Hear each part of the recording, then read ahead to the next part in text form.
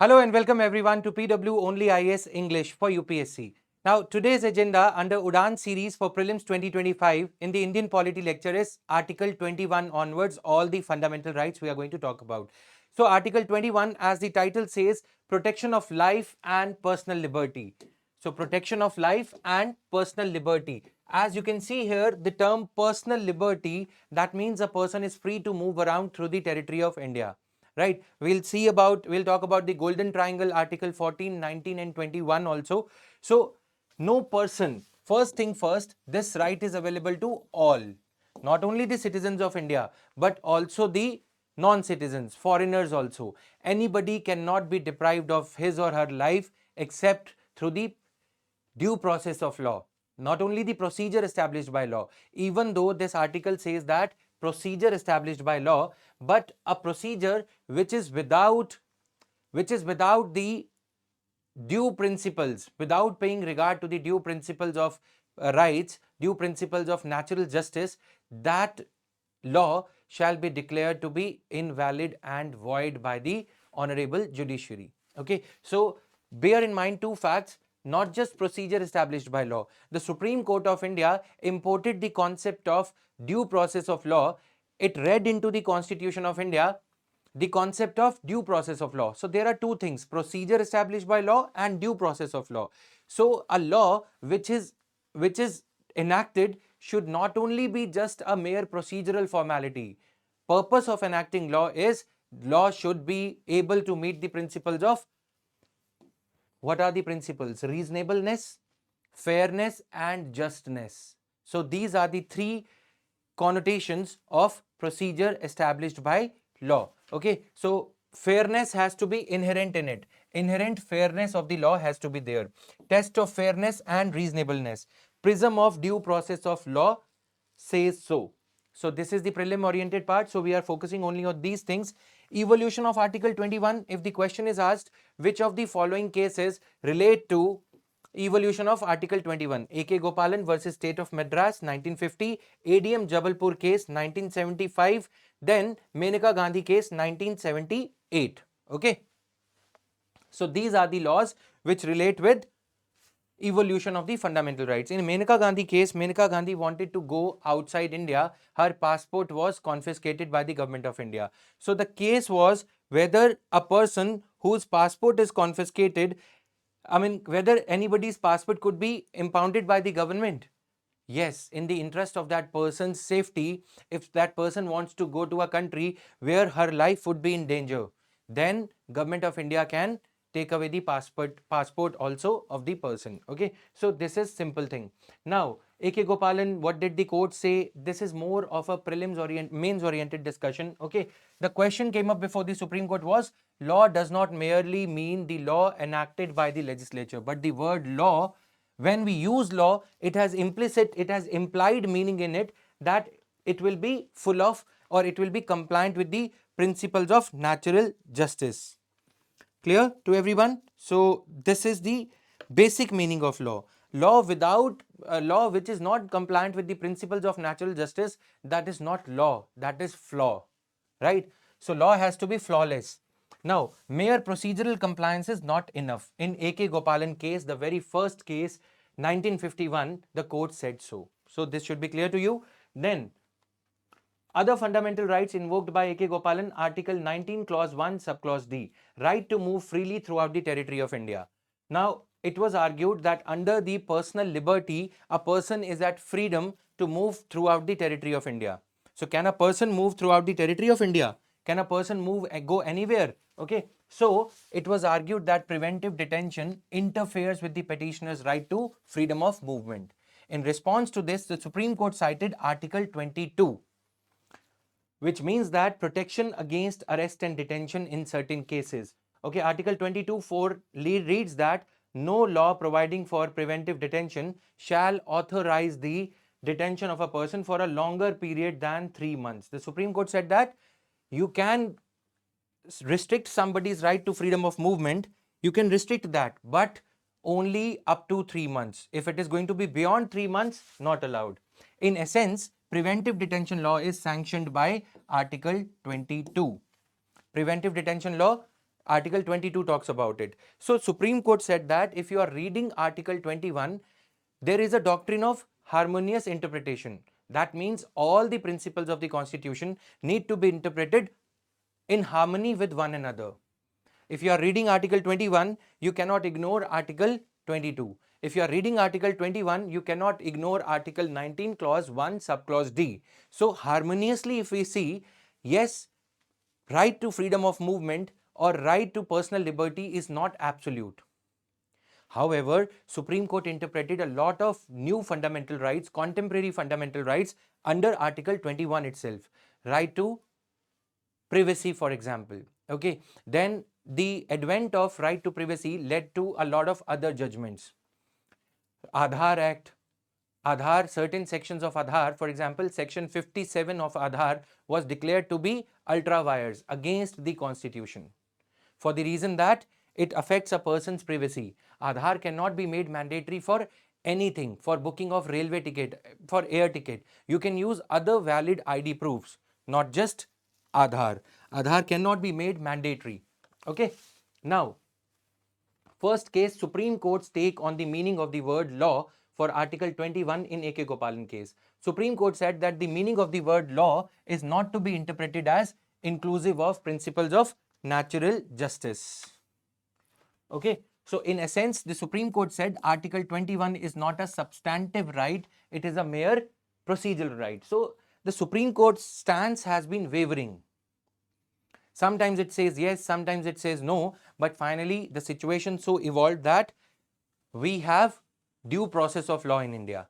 A.K. Gopalan case, the stand was in favor of the government. Okay, the question had come up before the Supreme Court whether law means mere procedural law or law inherent with, law implicit with principles of natural justice, fairness, righteousness, justness, okay, reasonableness. So those things were there.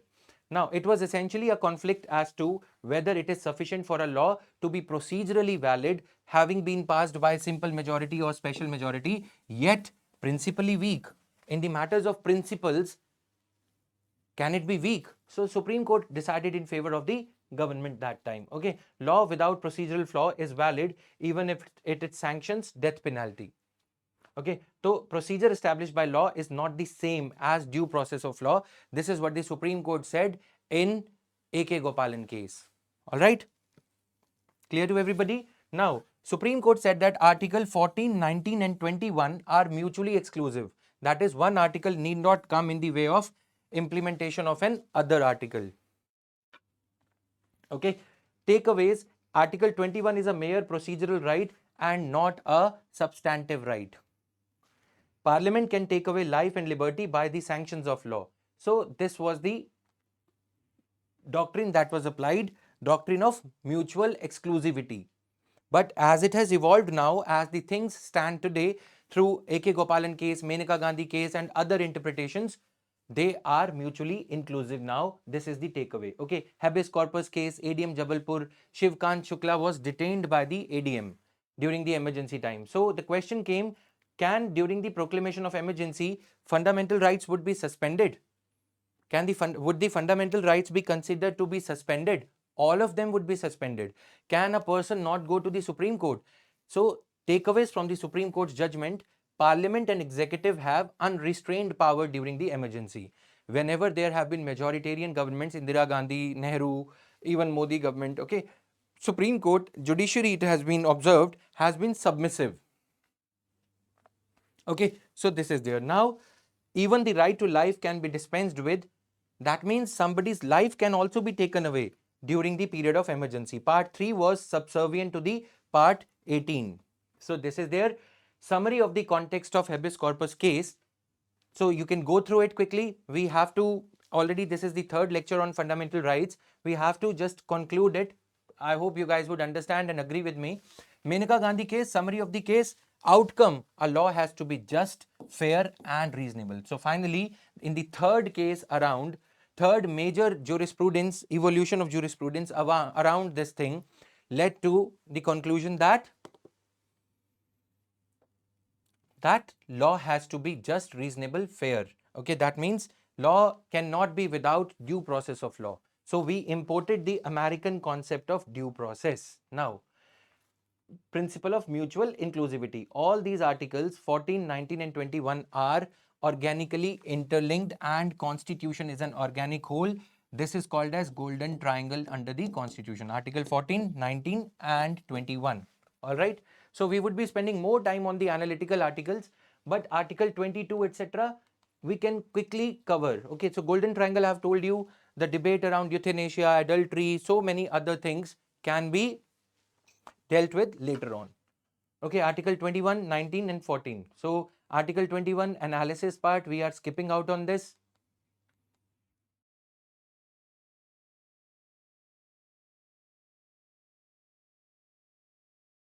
Suicide, these things are going to be dealt with at a later stage. Now, Article 21A, 86th Constitutional Amendment Act inserted this right to education by converting directive principle under Article 45 into a fundamental right. So gradually, as our country is progressing, all these fundamental rights are getting converted into directive principles, are being converted into directive principles as the capacity of state is gradually rising.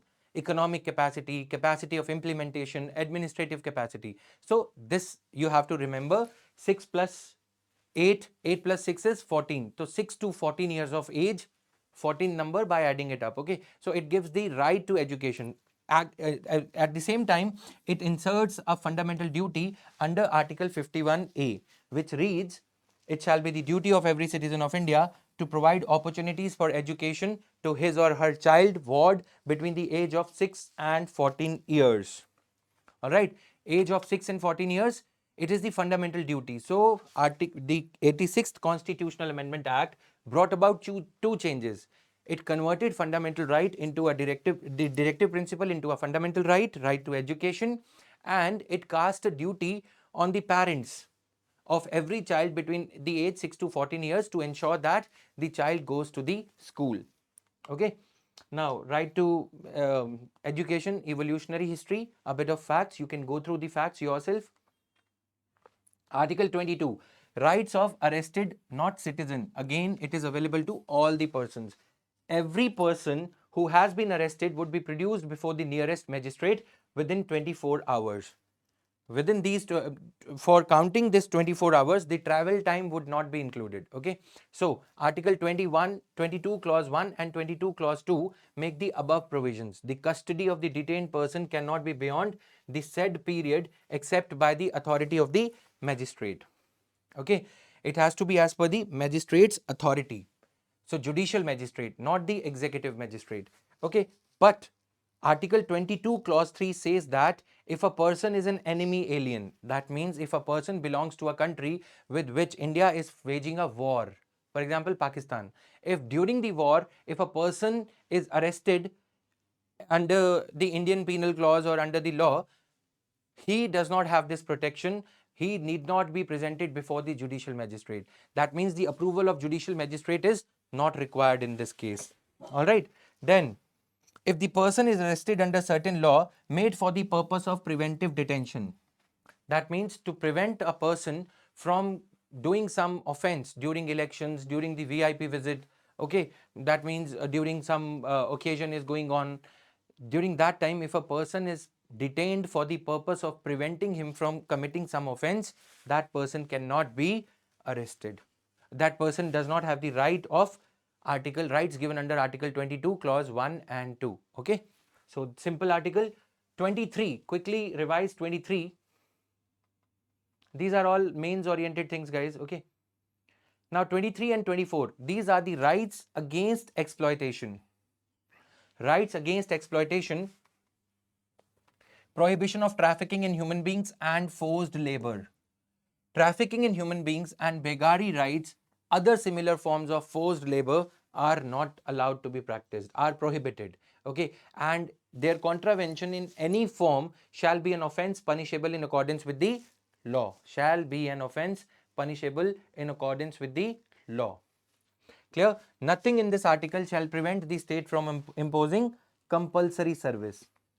if the state wants to impose compulsory service for public purposes, like if a flood is there, if a war is there, and people living in the vicinity, in the neighboring area, they are directed to do some compulsory service, okay, so they can do that compulsory they can be made to do that compulsory service. However, in requisitioning, in asking such people to serve this for this compulsory service, there should be no discrimination on the basis of religion, race, caste or class. Here the word class is mentioned, please bear in mind for prelims, because rich versus poor, the government might say only poor are required to fill the sand in the sandbags and dump it in the upsurging river which is facing a lot of gush of water, a flow of water, temporary flow of water, that river which is facing the flood. Okay. Takeaways: the constitution makers were duly aware of the class aspect of exploitation, but this class aspect is missing in Article 15 and 16, upper class, middle class, lower class. So for prelims, all those points that are necessary, all the points which are necessary, I am highlighting. This right is available against both the state as well as private citizens. I cannot have a bonded laborer. Who is a bonded laborer? Whose parents had borrowed some loan from my grandfather, for example. Okay, and they are not able to pay because of the usurious rate of interest, exorbitant, exponentially high, extortionary rate of interest, 45-50%, and they are not able to pay. I told them that if you would not be able to pay, 3 generations, next 3 generation of yours would be working as bound under me, bonded under me. Those kind of rights, slaves are now abolished. Okay, slavery or this kind of rights are now abolished. So this right is available against both states as well as private citizen. I, being a private citizen, cannot hold somebody as the hostage. Done. Various forms of exploitation. Begar was a system in which the government and zamindars used to compel the person to carry their goods when they moved from one place to other place, and this was a forced labor in which no remuneration was paid. So we passed the Immoral Trafficking Prevention Act and the Bonded Labor System Abolition Act. So this bonded labor system was passed during the Indira Gandhi era, the heyday of socialism. Okay. Now, Article 14, 24 and 23, protection against exploitation. Why Article 14? Article 14 talks about right to equality. Okay. So equality, if there would be equality, there are chances that there would be no exploitation. Okay. If there would be lack of equality, chances are high that there would be exploitation. Okay. So bear this in mind. Equality is the touchstone of non-exploitation. Anywhere there is lack of equality would lead to exploitation. Clear? So bear this in mind now. Now coming here, Article 15, you can go through these things. We have just added here. Article 15, discrimination. Absence of equality is leading to discrimination. Discrimination on the basis of caste system. What is it leading to? You are born in a particular caste, you would do toilet cleaning, manual scavenging only. Exploitation. You are born in a particular caste, you are born to driver's family, so you would do the driving only at this rate. Exploitation, even though that person is capable of becoming an IAS officer maybe, right? So this is how things work.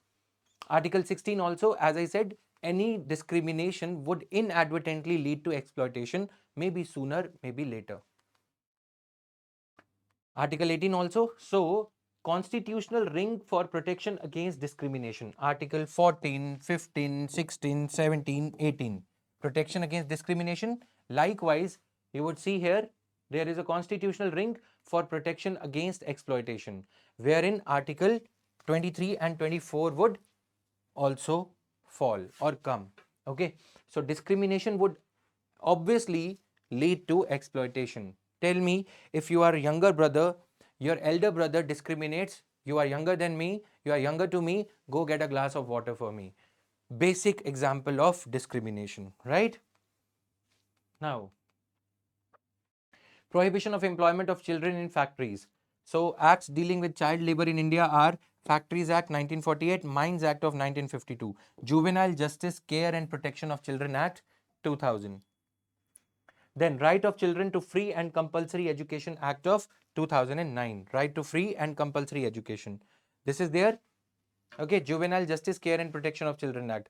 Right of Children to Free and Compulsory Education. So these things are there. There is no blanket ban on child labor. That is, child labor in India is regulated but not prohibited. Even after Right to Education, Article 21A, children can work in their parents' own factories.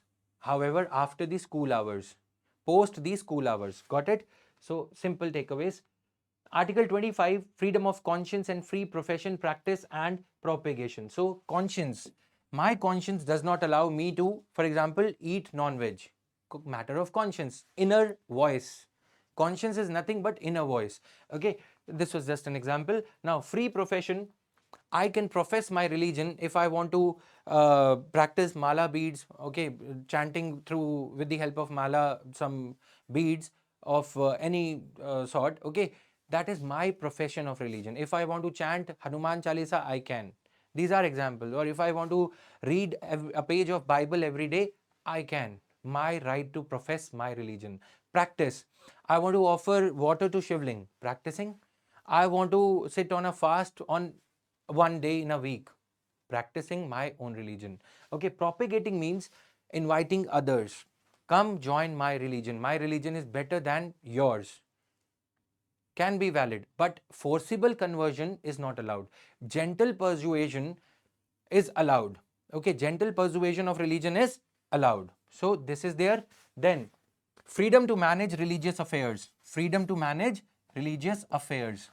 A person is free to manage religious affairs. Any religious institution, ashram, or any congregation, any denomination is freely allowed to manage their, they are freely allowed to manage their rights. So here the answer is, listen here, freedom to manage, this is an institutional right. This right is available to institutions, collective right. This right is individualistic. Article 25 is individualistic in nature. Article 26 is collective in nature.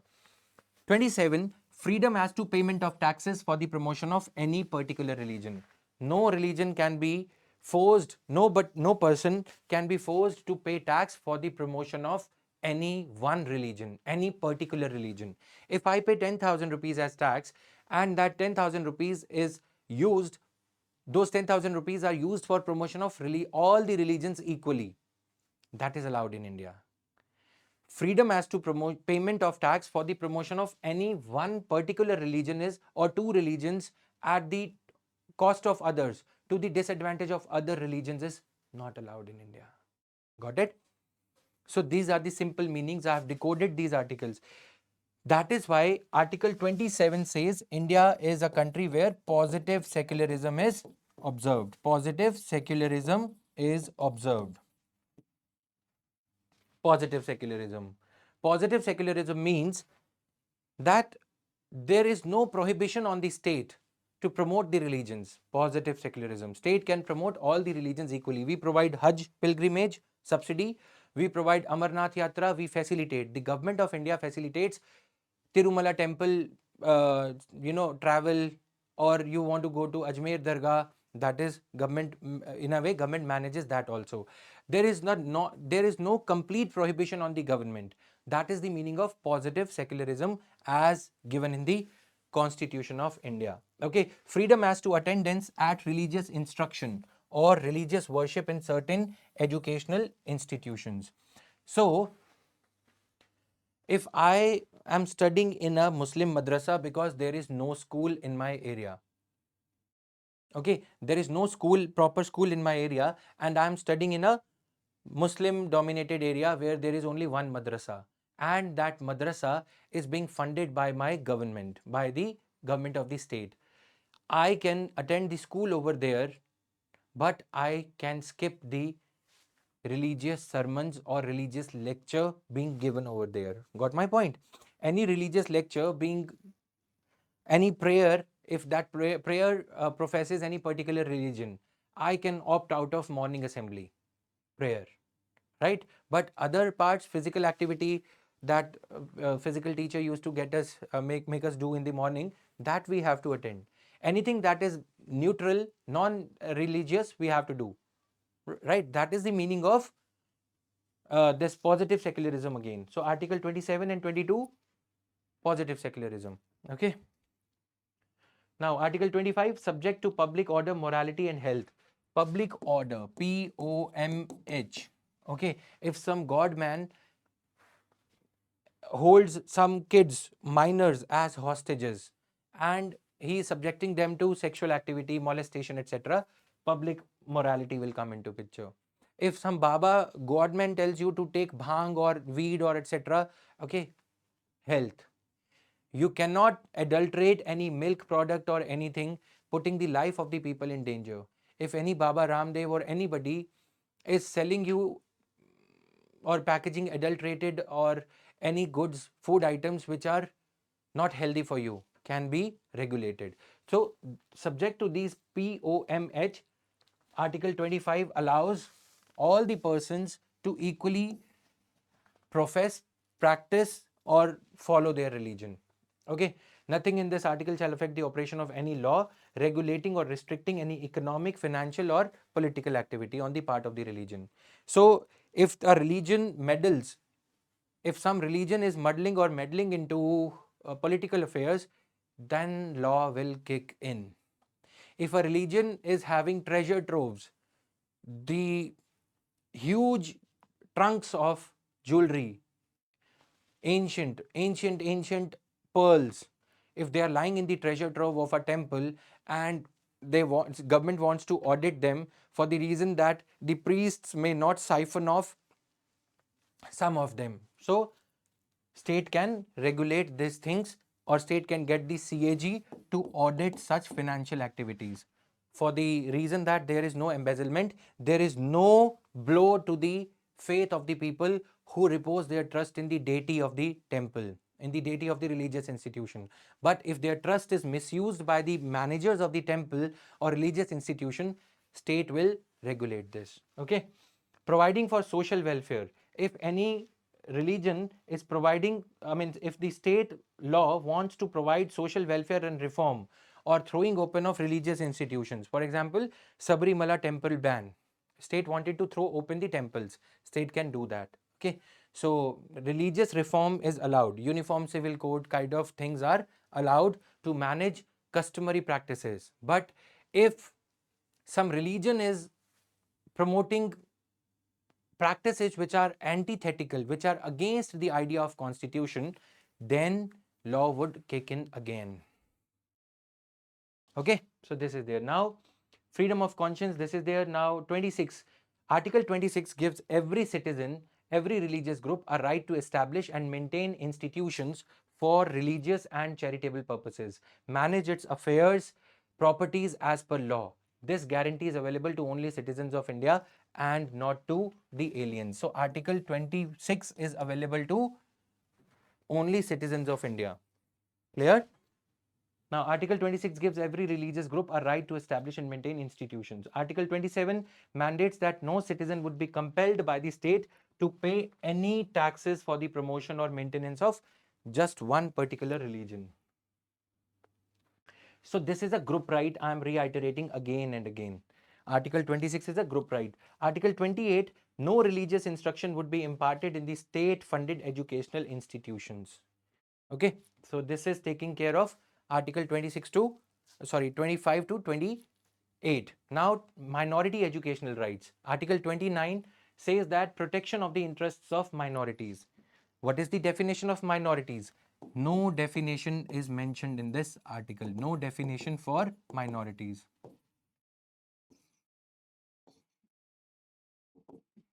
Definition is not given, bear in mind. Any section of citizens. So let me tell you, minority in India is determined according to the population in a state. Okay. Population of an area, population of a particular community in a state. Minority in India is determined state-wise. However, when it comes to national level, it is Ministry of Minority Affairs which gives the tag of minorities. Okay.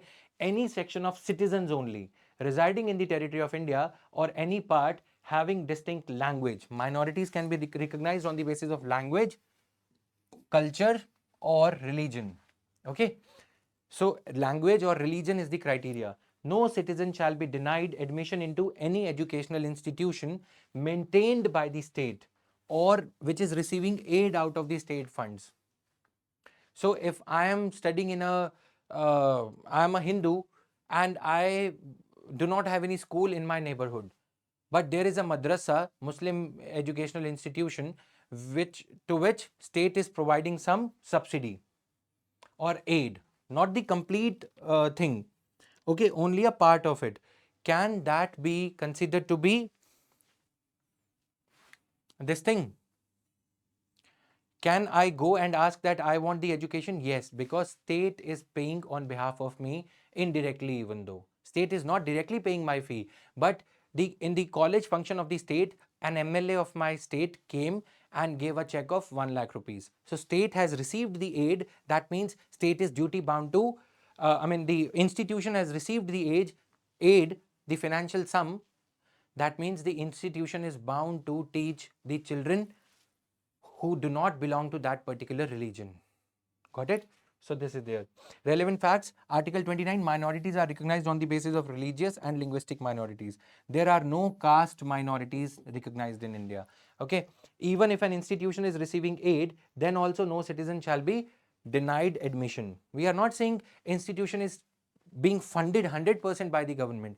Even if out of 1 crore rupees expenditure of the religious institution, minority educational institution, even a token sum of 10,000 rupees is being received, that will render minority educational institution responsible to teach the children belonging to non-minority religion, okay, not their religion. The first proviso protects the right of a group, here any section of citizens, so it is a group right. Minority cannot be an individual, it has to be a group, while the second provision guarantees right of a citizen as an individual. Clear? Now, Supreme Court's observations. Now, Article 30, right of minorities to establish and administer educational institutions. Right of minorities. All the minorities. Now, here Article 30 is specifically talking about the right of minorities to establish and administer educational institutions. All minorities, whether based on religion or language, shall have the right to establish and administer educational institutions of their choice. Okay. Second, 1A, it was inserted later on, that is why the alphabet A. In making any law providing for compulsory acquisition, okay, if the government wants to acquire the property of minority educational institution, let's say this is a religious minority educational institution, a school or something, not to name the religion, but if a railway track is proposed, railway wants the land for this, then the Ministry of Railways should give enough compensation for this minority educational institution to buy the land in the same area. It should not be the case that they allocate the piece of land in a jungle where there are no members of that particular educational institution. Got it? There have to be certain members of that particular educational institution. Clear? Now, state shall not discriminate between educational institutions only on 2 grounds, that is religion and language. So, state shall ensure that the amount that is fixed for compensation shall be sufficient enough to let the religious institution buy a land somewhere else. Clear? Now, the term minority has not been defined. As I told you earlier, realistic compensation has to be given. This is what Article 30 is saying, everything. Okay, now this is the analysis for mains oriented purpose. Coming to quickly to Article 31, it has been abolished. We are as of now not going into 31A, B and C, repealed by 44th Constitutional Amendment Act.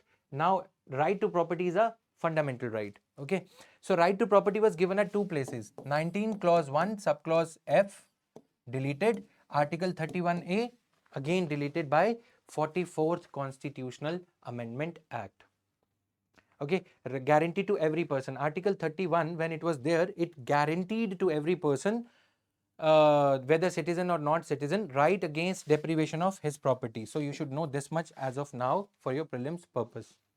Okay, it empowered the state to acquire or requisition the property of a person on two conditions. It should be for public purpose, and more importantly, after the Kshavanand Bharati case and other cases, it should provide for the payment of compensation to the owner. For example, if an agricultural land is being acquired for the public purpose also, for construction of a road or a government hospital or a government school, anything of that nature, realistic compensation should be paid to that person, because it might be his piece of livelihood. Okay, so this is their implications of right to property. Now you can quickly go through it. Very easy things these are. Coming to the Article 32. This is the entire story thing. If you are curious enough, we have organized this Bare Act thing in a very easy language. You can read it yourself. Okay. Now, Article 32 is the protective ring around Part 3. These rights are very pompous, sound very good. They seem like, okay, it's like India is a wonderland, right, for the citizens. But what if they are taken away? That is why this fundamental rights have a Lakshman Rekha around them, if I may use that phrase or sentence or analogy. Fundamental rights are protected. Habeas corpus, mandamus. You can go to the Supreme Court in case your fundamental rights are violated directly, or the High Court. As explained in the first lecture on fundamental rights, the writ jurisdiction of the high courts is wider. Okay, now quickly let's deal with habeas corpus. It means to have the body of. If brother of a person who has been kidnapped by a private citizen, okay, some private citizen kidnapped this A, and B gets to know this. B goes to the court and says that A has been kidnapped by a private citizen named C. Okay, so then C would be summoned by the court. That means private citizens, the habeas corpus is available even against the private citizens. Got my point? And it is available even against the state authorities, police. If the police takes away anybody, police comes in the dead of the night and arrests someone, then also this right would be available. Okay. Now, it is an order issued by the court to a person who has detained another person to produce the body of the latter. Okay, to produce the body of the latter before it. The court then examines the cause and legality of detention. Court would see if the person has been legally detained, has he actually committed some crime or not, if in case the person is arrested by the public authorities. So this right is available against both public as well as private individuals. Now, is it available to non-citizens? Yes. Okay. It is an order issued by the court to a person who has detained another person, not just citizen. All right. This right is available to non-citizens as well. Now, mandamus. If a body is not doing the function it is required to do. If a religious body, if the constitutional or statutory body, if the government authority, even if a municipality is not doing its function, court can issue the directions. For example, let's say if a state public service commission is not declaring the result, if the government is not appointing the members of Central Information Commission, Supreme Court can, in rare cases, in extreme cases, can give the direction. However, because of the fear of these writs, mere oral observation by judges of the Supreme Court have been enough to make the government swing into action. Clear? So this is mandamus. Asking DC to provide compensation for land acquisition. So government, it can be issued against any public body, a corporation or a court, but it cannot be issued against private individuals. Okay, the writ of mandamus cannot be issued against private individuals or body to enforce departmental instructions.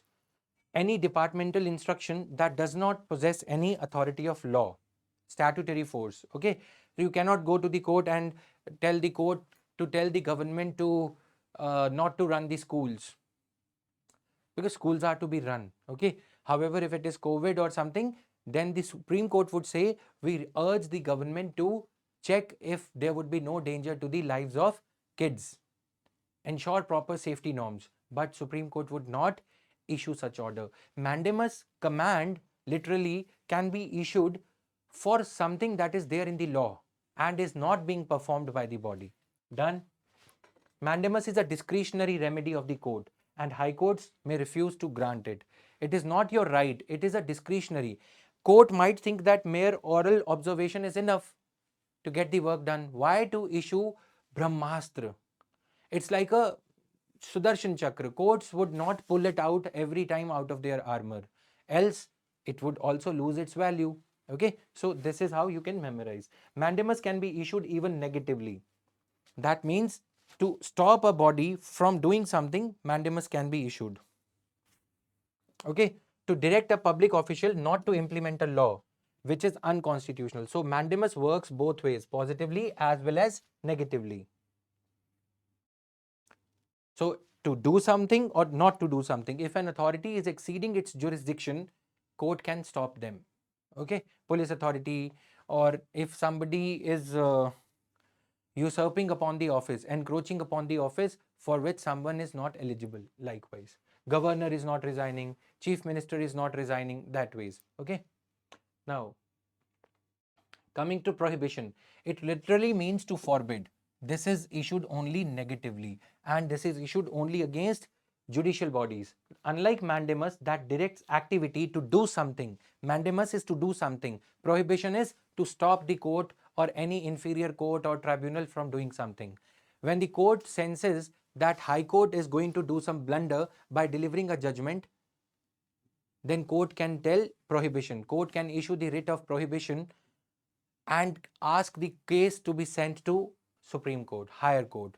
If district court is going to do something wrong, high court can seek the file. High court will say, send the file to us, we will deal with this case. District judge, you are being stopped from this case, stopped from entertaining or delivering your remarks or judgment on a particular case. Okay, prohibition, it is a negative connotation and it is available only against what type of bodies? It is available only against judicial bodies primarily. Okay, now example, okay, certiorari. In literal sense, it means to be certified or to be informed. It is issued by a higher court to a lower court or tribunal to either transfer a case pending before the latter to itself, or to quash the, not squash, or to quash the order in the latter case. If a court has declared the wrong judgment, then Supreme Court will say, we are issuing the writ of certiorari, that it does not possess the certificate authority. We want the case to be sent to us. Prohibition is for stopping. When the damage is not done, when the judgment has not been delivered, prohibition literally stops the authority. Certiorari goes one step further. It nullifies the judgment, quashes the judgment or order already delivered, and says that the matter should be sent to us. Okay, this is when the damage is already done, certiorari. Okay, so thus, unlike prohibition, which is only preventive, certiorari is both preventive as well as curative, because it will set the situation right. It will turn the clock backwards. Okay, that means it will restore the situation back to the previous situation and will take it up from there and cure the situation, deliver the right judgment this time. Okay, now till recently the writ of certiorari could be issued only against judicial and quasi-judicial authorities, not against the administrative authorities. But in 1991, the Supreme Court said writ of certiorari can be issued even against administrative authorities. Quo warranto, if somebody is illegally sitting in the office. For example, Gyani Zail Singh's, chalo, leave that example. Let's leave that example. For example, if you have some connection in the PMO and you get selected without the authority.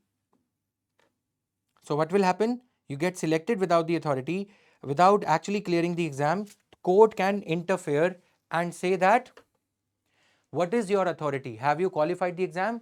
With what authority are you sitting in that office? For example, if in governor's office, if a governor, a person who is not 35 years of age and 34 and a half years of age and is sitting in the office of governor, minimum eligibility criteria is not fulfilled, then court can inquire into the legality of the claim of a person to occupy that public office. Public offices are not somebody's private Rajwada or kingdom. Okay, they are not the throne of the kingdom. They are to be occupied by the qualified persons or persons who fulfill the eligibility. But this writ of quo warranto cannot be issued in the cases of ministerial offices or private offices of company or private individuals, right? Unlike other four writs, this can be sought by any interested person only. For example, if I wrote the exam of IAS and I find that some undeserving people, non-eligible people, OBC certificate, etc., fake OBC or fake disability certificate, Pooja Khedkar type, they are getting selected. They have got selected. Since I was an applicant to that position, I only can go to file this quo warranto, writ of quo. I only can pray to the court to issue this writ of quo warranto. Okay, so these things are there. Okay, now you have to understand that these writs are the last resort. Writs are the prayers to the courts to do certain things. All right. With this, we conclude the topic of fundamental rights. From the next class onwards, we will deal with directive principles of state policy or fundamental duties. With this, I take your leave. Thank you guys. Bye bye.